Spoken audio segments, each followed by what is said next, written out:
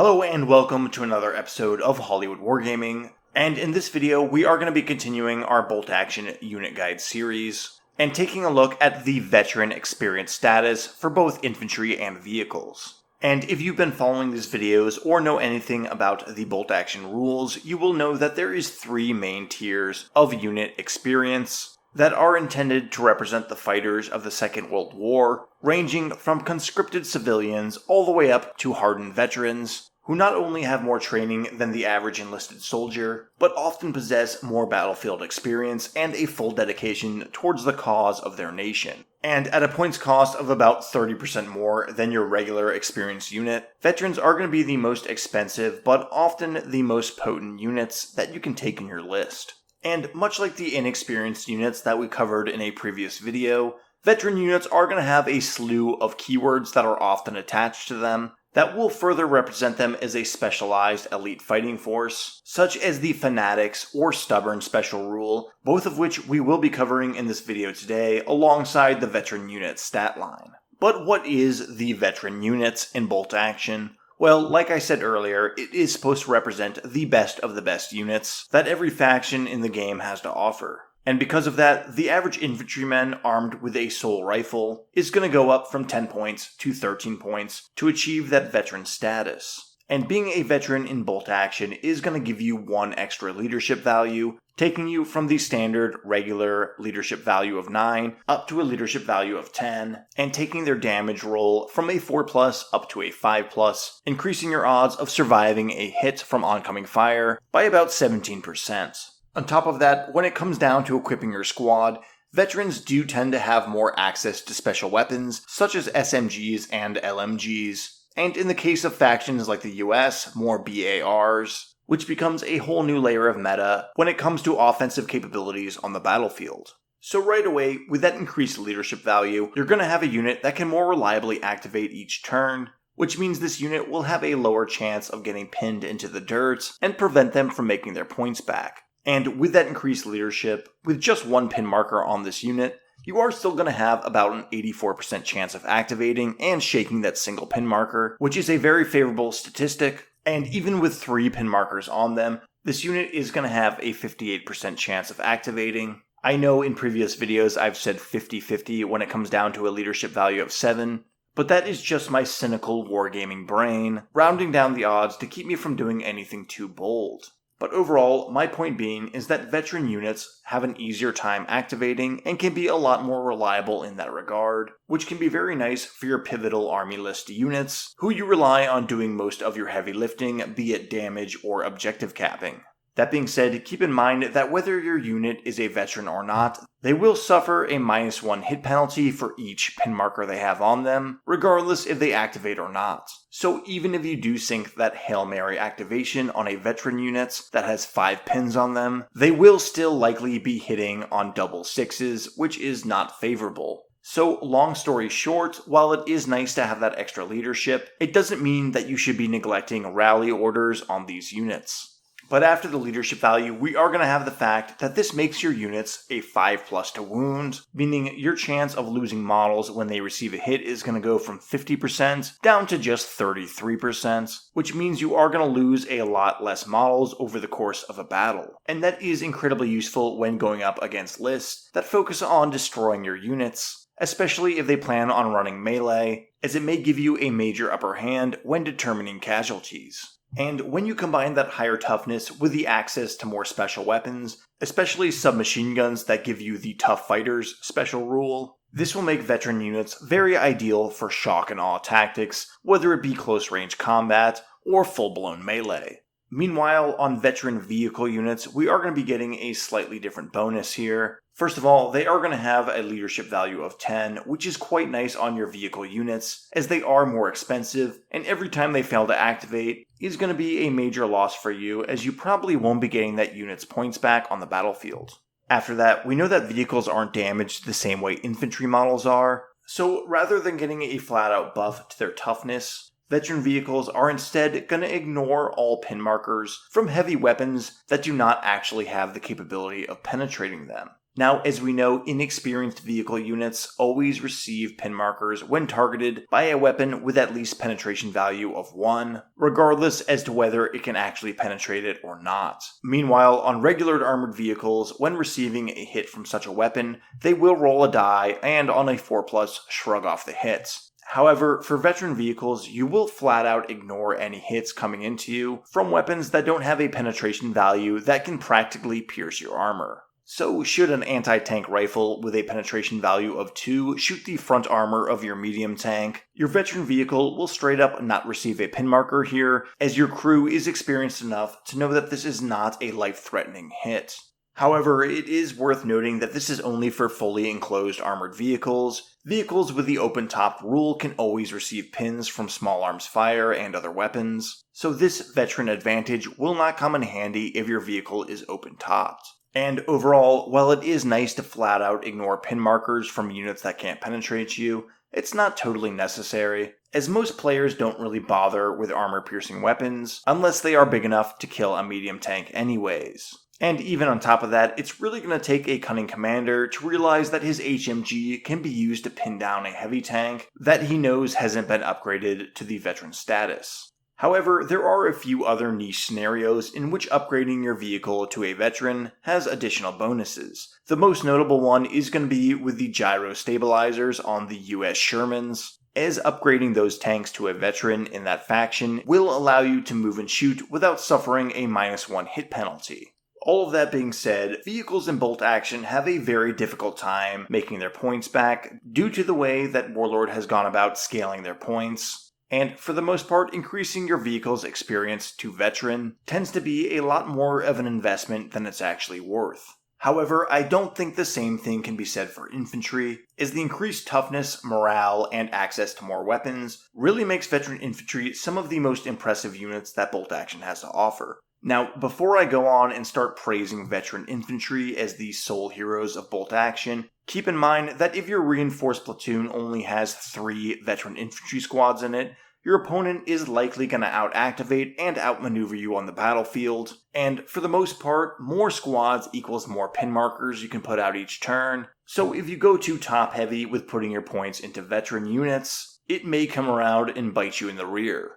All that being said, veteran units are more reliable as they can activate more often on the battlefield, especially when it comes to coming in reserves, and having a unit that can continuously shake those hard-earned single pins that your enemy has fought for each turn can really make the fight against veteran infantry an uphill battle. After that, the increased toughness on these guys is always welcome, and can help keep your units alive even against the toughest of hits, such as the HE 2-inch profile of a medium mortar that would normally wound regular infantry on a 2+. And when you consider the fact that units have to test for morale when they reach half strength, that higher toughness is going to further stave off that morale test, and potentially give you a turn or two to react with a rally order. But where that toughness really shines is when you stack it alongside hit modifiers, as you will continuously chip away at your opponent's statistics to hit and wound you, which can make veteran units extremely durable and difficult to dislodge from certain situations, such as vantage points or objectives. And that is going to feed in to one of the best strategies in which you can use veteran units, and that is going to be on small team special weapons, most notably the sniper, the bazooka or Panzerschreck,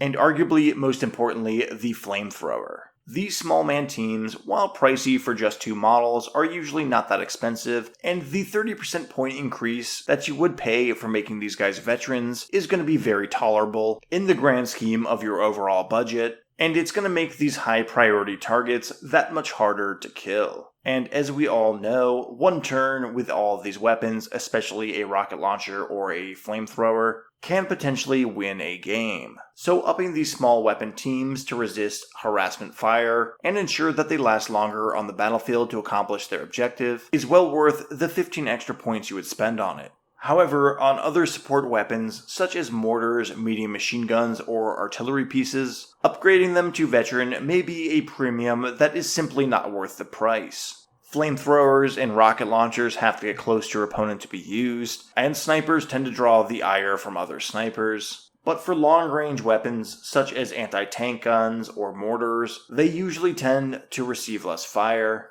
and when they do, it tends to be from very long-range weapons, such as howitzers or other mortars that have high explosive profiles, and the points you pay for their toughness increase doesn't really justify the rolls you're going to be making. So overall, with the veteran status, it's something I highly recommend on special support teams and highly specialized infantry units who plan on either assaulting your opponent with submachine guns and close combats, or sit back in heavy cover with multiple light machine guns. Both of which are viable strategies, but you do need to kind of specialize these veteran infantry squads and know what you are doing with them on the battlefield. If they are caught out in the open by large amounts of enemy firepower, they will be annihilated just as fast as a regular unit, and your extra points investment will be null. However, the perks of being a veteran unit go beyond toughness and leadership value, as Warlord does have a few additional keywords that tend to show up on veteran units that further represent their historical counterparts on the battlefield by adding additional rules.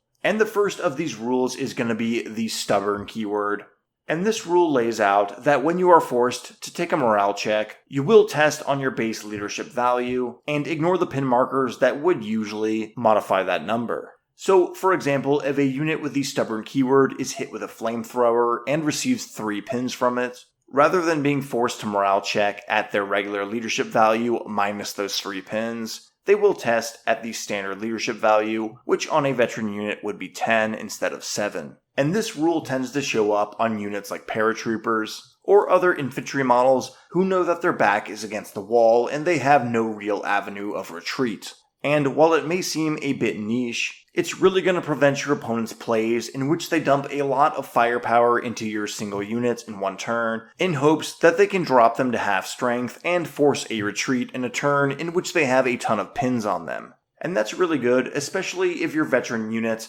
is one in which you have equipped a ton of weapons, as at that point you will typically lose your 5 riflemen and then have 4 special weapons that can keep gunning on with a pretty impressive damage output despite the squad's smaller size. So, while stubborn isn't the most flashy keyword, it can be very clutch in a lot of do-or-die scenarios, especially during those late-turn maneuvers in games of bolt action. But after that, we are going to have the more elusive keyword that is often attached to veteran units, and that is going to be the Fanatics keyword, one that represents the most die-hard ideological warriors who would rather die for their cause than retreat. And when you actually take a look at the Fanatics special rule and break down the contents of it, it is actually a few bonuses bundled into one, which makes it a pretty premium keyword to have. And the first major advantage you're going to be getting with Fanatics is the fact that you will not have to make a morale check when your unit gets to half strength. Instead, only when you get down to your unit's last man will they then be forced to make a morale test. And honestly, at that point, your unit is pretty much diminished to little to no value anyways. So your enemy is never really going to have that huge battlefield advantage of knocking a veteran unit off the board with Fanatics by forcing a morale check onto them. After that, another bonus that Fanatics grants is the fact that this unit will not be destroyed when they receive as many pin markers as their original unit leadership. And while this is undeniably a bonus here, it's a much more subtle one, as getting 10 pin markers onto a single unit is pretty insane to begin with. And I think at that point, you're more likely to wipe the unit off the battlefield through wounds than you are to achieve enough pins to make them flee that way. And if my memory serves me correctly, throughout the years I've never seen even a unit with a leadership value of 8 run off the battlefield by having pins match that. It's pretty insane, but hey, you know what, it could happen, and Fanatics negating it is still a bonus. But lastly, and most significantly, the Fanatics special rule is going to allow this unit to continuously fight in close combat until it is reduced to its last man, or wins the combat. That means if you run a full Fanatic squad into an enemy unit and they manage to somehow kill one more model than you'd kill, instead of your squad quote-unquote losing the battle and running off the table, they will continue to fight until they are either victorious or depleted to their last man, in which tends to be a very bloody and destructive melee. And this honestly makes any unit with the Fanatics keyword absolutely devastating in close combats, as you no longer have to risk whiffing a roll and losing your entire units. And even if your opponent does outperform you in one roll, you will be able to pick up the dice and go right back at it, and make sure that those statistics come out in your favor. Combine that with the 5+ to wound veteran toughness and the tough fighters keyword, and you will have a unit that is meant to just smash into your opponent's ranks and give them a bloody nose. And I will go ahead and point out, because I'm sure someone in the comments will if I don't, that Fanatics does appear on other units that aren't veteran, but it is definitely most common on veteran units, especially outside of the more fanatical factions, such as Japan. So I definitely think it is something that you very closely associate with veterans, especially when paired with that higher wound roll and more access to the tough fighters keyword. So overall, in stark contrast with inexperienced units, it's very much worth paying extra points to make your infantry units in the game veteran, especially if you're going for an assault-oriented role, or want to equip them with more LMGs to serve as a more durable fire-based unit who will be sitting back behind cover. On top of that, keywords like stubborn can make them much more durable, while taking units that are Fanatics is going to make them more durable and absolutely lethal in close combat, so it's definitely worth considering putting veterans into your list. Just make sure you know what you're doing, and don't skimp yourself on activations by putting too many points into too few heavily equipped units. After that, veteran vehicles are going to be a little bit less desirable here. Yes, having a higher leadership to make sure they activate is always a huge perk, especially on a very points-heavy units, but the bonus of ignoring pins on non-penetrating hits is a little bit niche and not nearly as beneficial as having that higher wound roll that you have on your infantry models. So unless you have other incentives to take a veteran vehicle, such as the gyro stabilizers, I'm not sure if that 30% increase on an already expensive unit is going to be worth it. And because of that, for the most part on vehicles, I would recommend sticking to regular, though there are definitely exceptions. But with support weapons and artillery, I think that special weapons are actually some of the best units to make veterans, especially your high-threat, close-range units such as Panzerschrecks or flamethrowers, as it may very well keep them in the fight longer to turn the tides of the game. However, with more long-range based weapons such as artillery, mortars, or MMGs, I would almost always recommend not taking them as veteran and just running them as regulars, as they usually aren't going to be receiving enough fire to justify the extra points in that veteran durability. But let me know what you think in the comments below. This is going to wrap up our 3 basic experience tiers. And I know a lot of people really love veterans out there. They're definitely good, but I do see people get a little bit carried away with them, and it often results in gimped activations, and ends up building the foundation for a list where a few bad rolls can really screw them up. But if you guys enjoyed this video, go ahead, leave a like, consider subscribing to the channel, and turning on notifications, as there will be more episodes in this bolt action unit guide. And until next time, as always, take care.